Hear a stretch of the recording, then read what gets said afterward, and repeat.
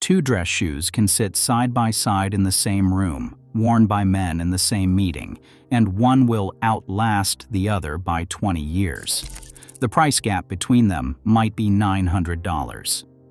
The construction gap is visible in 30 seconds to anyone who knows where to look. It will be invisible for the rest of your life if you do not. This is the problem with the American shoe market. Men are trained to read price as a proxy for quality. They assume the $1,000 shoe is 10 times better than the $100 shoe. Sometimes that assumption is correct. Often it is not. The cases where it fails are not random. They follow a pattern: brand premium, retail markup, advertising spend, and the specific way that fashion houses have colonized the footwear category without bringing footwear expertise with them. By the end of this video, you will understand exactly what separates a shoe worth $100 from a shoe worth $1,000. More importantly, you will understand why some $1,000 shoes are worth less in practical terms than a $350 shoe from a brand most American men have never heard of. You will know what to look for, where the money actually goes, and how to evaluate a shoe on its own terms without trusting the price tag, the store, or the label on the insole. The $100 shoe, what you are actually getting. The honest starting point is this: a $100 dress shoe, in today's market, is almost always cemented construction. That is not a criticism. It is a description. Cemented construction means the upper, the leather part that covers your foot, is bonded to the outsole with adhesive. No stitching connects the two at the perimeter. No welt runs around the edge. The bond is chemical, not mechanical. This construction method became dominant in mass footwear manufacturing because it is fast, inexpensive, and produces a shoe that looks complete and presentable at the point of sale. A cemented shoe can be built in a fraction of the time required for welted construction. The machinery is simpler, the labor intensity is lower, the per-unit cost at the factory level is substantially reduced. In the $100 price range, the leather is most commonly split leather or bonded leather, the lower layers of the hide or reconstituted leather fiber pressed into sheets, or corrected grain leather, which is genuine leather from the upper portion of the hide, but with the surface sanded and coated to remove blemishes and create a uniform finish.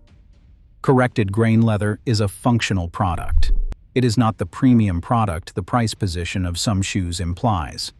Consider a standard black Oxford from a department store brand retailing at $95 to $110. The leather upper is corrected grain. The insole is typically compressed fiberboard. The lining is often synthetic. The sole is a molded rubber or synthetic compound bonded with adhesive. The toe box may have a plastic stiffener rather than leather. The heel counter, the structure that keeps the heel upright, is again often plastic rather than leather or celastic. This shoe will perform adequately for perhaps 2 to 3 years of regular wear if maintained. The sole cannot be replaced in any practical sense. When the adhesive bond begins to fail or the sole wears through, the cost of professional repair typically approaches or exceeds the original retail price. The shoe is designed to be replaced, not resold. This is not an accident. It is a business model. The honest value at $100 is, you are buying a shoe that looks like a dress shoe, functions as a dress shoe for a limited period, and represents the lowest possible entry point to the category. There is nothing inherently dishonest about this product. The dishonesty enters when the same construction logic is applied to shoes priced at $400, $600, or $1,000, and the customer does not know enough to tell the difference. The gap between $100 construction and honest construction begins at roughly $250 to $350. That is where welted construction, specifically Blake stitch or Goodyear-welt, becomes accessible in the American market. That price gap, from $100 to $300, represents a genuine qualitative leap. The gap from $300 to $1,000 is more complicated. The $100 shoe is not a fraud. It is a disposable product fairly priced as a disposable product when it is fairly priced. The problem begins when disposable construction is sold at non-disposable prices. The $300 to $400 shoe, where honest value actually begins. At $300 to $400, the American shoe market offers something fundamentally different from what exists at $100.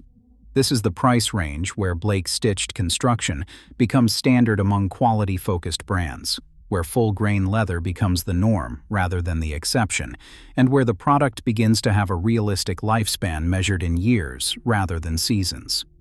Blake-stitch construction uses a single needle to stitch through the insole, the upper, and the outsole in one pass.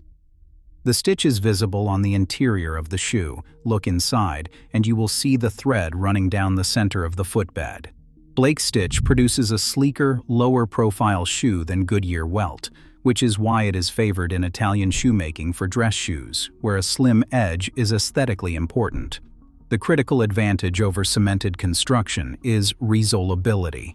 A Blake-stitched shoe can be taken to a qualified cobbler and have the sole replaced. The thread is cut, the old sole removed, a new sole stitched in. This extends the shoe's functional lifespan significantly. A well-maintained Blake-stitched shoe in full-grain leather can serve 10 or more years of regular rotation. Brands operating honestly in this price range in the American market include Thursday Boot Company, which produces Blake-stitched dress shoes and boots at $199 to $299. Beckett Simonon, a direct-to-consumer brand producing welted shoes in the $200 to $300 range, and the entry-level offerings from Alden Edmonds, whose Goodyear-welted Park Avenue Oxford has been a consistent benchmark at roughly $395 before their frequent sale pricing. The Alden Edmonds Park Avenue is worth examining specifically because it represents what honest construction looks like at accessible American pricing. The Park Avenue is produced in Port Washington, Wisconsin. The upper is full-grain leather from domestic and European tanneries. The construction is Goodyear-welted, a more labor-intensive process than Blake-stitch, involving a separate welt strip stitched to both the upper and the outsole. The Goodyear-welted can be resoled multiple times. Alden Edmonds offers a recrafting program. Send in your shoes, and they recraft them with a new welt and a new sole for roughly $175 to $225.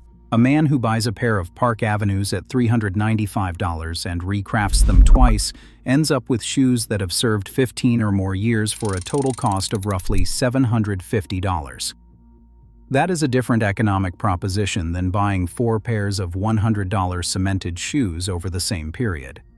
The full-grain leather on the Park Avenue is not corrected. The surface shows the natural grain of the hide. It will develop a patina over years of wear and conditioning, a deepening of color and character that corrected grain cannot develop because the surface is coated rather than natural. Natural grain leather breathes, responds to moisture and heat, and develops a visible history. Corrected grain stays uniform because it is essentially sealed. At $395, the Park Avenue competes directly with shoes from fashion brands at $600, $700, and $800 that use cemented construction and corrected grain leather. Same occasion, same dress code, completely different longevity. The fashion brand's advantage is the logo on the insole. That is the entire argument. The $300 to $400 range is where the American man who wants a real shoe, not a fashion accessory shaped like a shoe, should begin his search. Below that threshold, you are buying disposable. Above it, you are buying construction. Whether the premium above $400 is justified depends entirely on what the brand actually puts into the product. How to read a shoe before you buy it. A 5-point inspection. Before moving to the upper price tiers, this is the practical toolkit. Every shoe in every store can be evaluated in under 5 minutes using these 5 checks. You do not need a cobbler. You do not need to be an expert. You need to know where to look. Check 1. Turn the shoe over. This is the single most important thing you can do in a shoe store. The bottom of the shoe tells you the construction method, and the construction method tells you the lifespan. Look at the edge where the upper leather meets the sole. On a cemented shoe, this edge is smooth and clean. The upper and sole meet flush, bonded by adhesive, with no stitching visible. On a Goodyear-welted shoe, you will see a strip of leather, the welt, running around the perimeter, with a visible stitch line connecting it to the outsole. On a Blake-stitched shoe, the edge is slimmer than a Goodyear welt, but you can often see thread at the edge or feel the slight ridge where the stitch passes through. If you cannot identify a stitch, the shoe is almost certainly cemented. At any price above $250, that is relevant information. Check 2. Look at the leather surface closely. Full-grain leather has visible, natural variation in the grain pattern. Press your fingernail lightly into the toe cap and release. Full-grain leather will show a slight impression that springs back, and the surface will move naturally. Corrected grain leather feels slightly harder and more uniform because the surface has been coated. It will not develop a natural patina. It will eventually crack at flex points as the coating separates from the underlying hide. Ask yourself, does this leather look like it has a unique surface? Or does it look like every other piece of this model looks identical? Natural grain varies. Corrected grain is uniform because it has been standardized. Check 3. Check the insole and lining. Remove the insole or footbed if it is removable. On a quality shoe, the insole is leather or leather covered. On a lower quality shoe, it is fiberboard, foam, or synthetic material. A leather insole will absorb moisture, form to the foot over time, and contribute to the shoe's comfort and fit. Synthetic and fiberboard insoles compress, deteriorate, and can develop odor more rapidly. Look at the interior lining of the upper. Leather lining means the material touching your foot and sock all day is natural. Synthetic lining reduces cost, reduces breathability, and contributes to wear deterioration at a faster rate. Check 4. Examine the heel construction. Pick up the shoe and squeeze the heel counter from both sides. A heel counter, reinforced with leather or a firm celastic material, will hold its shape under pressure and spring back. A heel counter reinforced only with thin plastic or minimal padding will compress easily. The heel counter is what keeps the shoe's structure around your heel through years of wear. If it is weak at the point of purchase, it will fail in use. Check 5. Ask one direct question. Ask the salesperson this direct question: what is the construction, cemented, Blake stitch, or Goodyear welt? If they do not know, walk to the sole edge yourself and look. A salesperson in a quality shoe store should be able to answer this question without hesitation. If they cannot, you know more about the shoe than the person selling it. That is itself useful information about how the brand trains its retail staff and how much the brand expects the buyer to rely on trust rather than knowledge. These 5 checks take less than 5 minutes and will tell you more about a shoe's actual quality than any marketing material, any in-store display, or any price tag.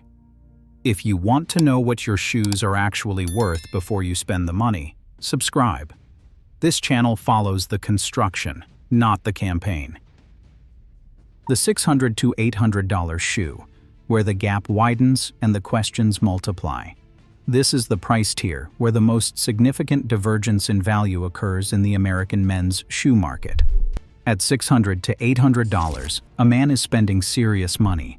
He is not buying a budget shoe. He is making a deliberate investment decision. And at this price point, he will encounter 2 completely different products that look similar from across the room. The first type is a fashion house shoe. Gucci, Prada, Ferragamo, Saint Laurent. Brands whose primary business is not shoemaking but fashion, and whose footwear lines are extensions of their brand identity rather than expressions of shoemaking expertise. At $600 to $800, these brands produce loafers, Oxfords, and Chelsea boots that are, in most cases, cemented construction with corrected grain or nubuck leather, assembled in Italian factories at a production cost that is a fraction of the retail price. The markup in fashion footwear is extraordinary. Retail gross margins in the luxury fashion footwear category are commonly reported at 70 to 80% or higher. On a $700 loafer, the production cost, materials, labor, factory overhead, is often estimated at $80 to $150. The remaining $550 to $620 covers wholesale margin, retail margin, advertising, celebrity placement, store overhead, and brand premium. The shoe itself, the physical object, is a small portion of what the buyer is paying for. A Gucci horsebit loafer at approximately $790 is cemented. The hardware is plated, not solid brass. The leather, depending on the specific production run, is frequently corrected grain. The construction is the same category as a $100 shoe, adhesive bond, no resolability, priced at nearly 8 times that level. The $690 gap between the $100 shoe and the $790 Gucci is not explained by the leather, the construction, or the lifespan. It is explained by the logo and the store it came from. The second type of shoe at $600 to $800 is a genuine craft shoe. Alden of New England is the clearest American example. Alden has manufactured shoes in Middleborough, Massachusetts since 1884. It remains privately held. Its production methods include Goodyear-welt, hand-welt, and stitch-down construction depending on the model. Its cordovan leather offerings, shell cordovan sourced from Horween Leather in Chicago, the only remaining American producer of this material, represent a specific, traceable premium product that has no equivalent in fashion house footwear. An Alden No. 8 shell cordovan cap-toe Oxford retails at approximately $700 to $750. The leather is shell cordovan, not calfskin, not corrected grain. Shell cordovan is a dense, non-porous leather from the rump of the horse, produced in a months-long tanning process at Horween. It does not crease in the way calfskin does. It develops a distinctive rolling wrinkle. It can be polished to a mirror finish. It is one of the most durable leathers in footwear. The Alden is Goodyear-welted. It can be resoled indefinitely. The construction is the same category as a shoe expected to serve 20 or 30 years. Same price tier, same room, completely different products. The Gucci is a fashion object priced as footwear. The Alden is footwear. At $600 to $800, the question is not whether the shoe is expensive. The question is whether the brand that made it is a shoemaker or a fashion house. The answer to that question determines whether the price is honest. The $1,000 and above tier, when price and value finally align and when they do not. Above $1,000, the American shoe market splits into two categories that have almost nothing in common except price. The first category is what this video has been building toward: genuine, handcrafted footwear from makers whose entire business is the shoe itself. Edward Green in Northampton, England. John Lobb in London. Gaziano and Girling, also in Northampton. Edward Green, established in 1890, produces Goodyear-welted shoes on lasts developed over more than a century of refinement. The lasting, the process of shaping the upper over the wooden form, is done by hand. Individual craftspeople handle the upper at multiple stages. The leather is sourced from established European tanneries. Box calf, museum calf, and hand-grained leathers are offered with natural surfaces, not corrected. An Edward Green Oxford retails in the United States for approximately $1,100 to $1,400, depending on the configuration. At this price, the construction justifies the investment by any standard. The shoe is resolable. The leather is repairable and conditions well. The last shapes and fits the foot over time.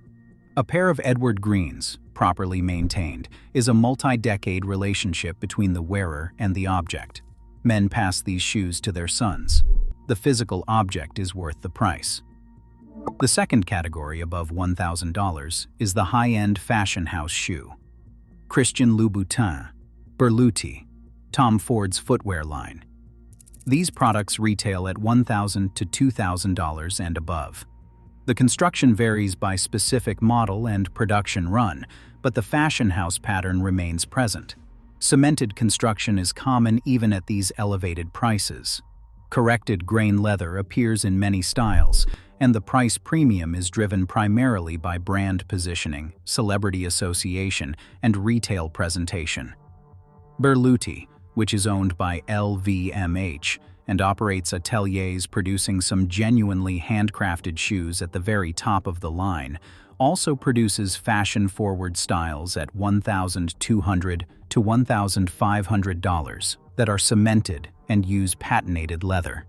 Leather that has been artificially colored and treated to simulate the natural patina that develops over years on full-grain leather. This is a cosmetic effect applied to the leather before purchase to suggest age and character that the shoe has not actually earned. It is theater. It looks extraordinary in a store. It tells you nothing about the construction underneath.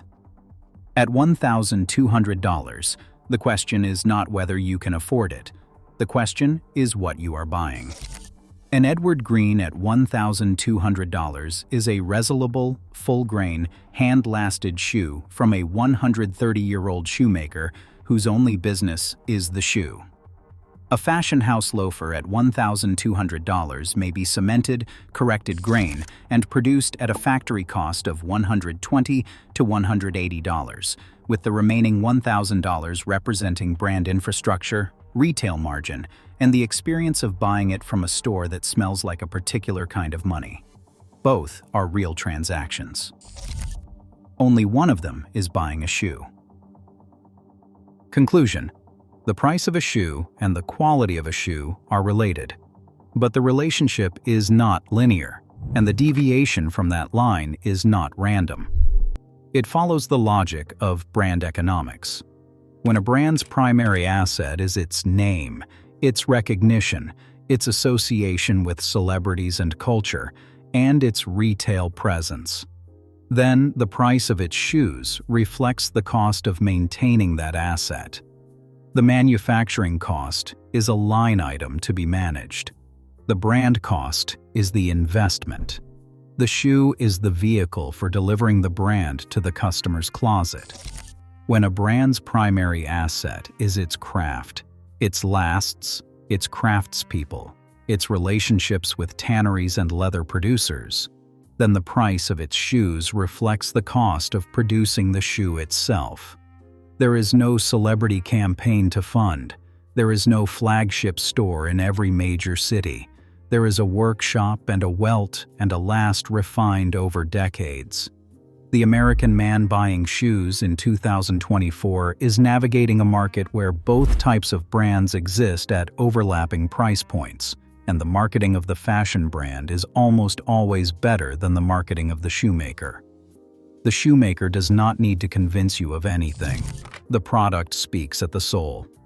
The fashion brand needs to convince you before you look at the soul, because looking at the soul raises questions the brand does not want asked. This is the core principle. The more a company spends convincing you that its shoe is premium, the more carefully you should inspect what it actually made. A genuine shoemaker does not need a 10-page lookbook. It does not need a celebrity wearing the product at an awards show. It does not need mood lighting and salespeople who speak about the leather as if it were a wine vintage. The construction makes the argument. The welt is visible. The leather is real. The resolability is a fact. At $100, buy the shoe that looks acceptable and accept that you will replace it. At $300 to $400, buy the welted shoe from an honest manufacturer and resole it. At $600 to $800, learn to distinguish the shoemaker from the fashion house. Above $1,000, Understand that you are either buying one of the finest objects in the category, or you are paying for someone else's marketing budget. The price is visible. The construction is patient. It will wait for you to look. The label tells you what the brand wants you to believe. The sole tells you what you actually bought.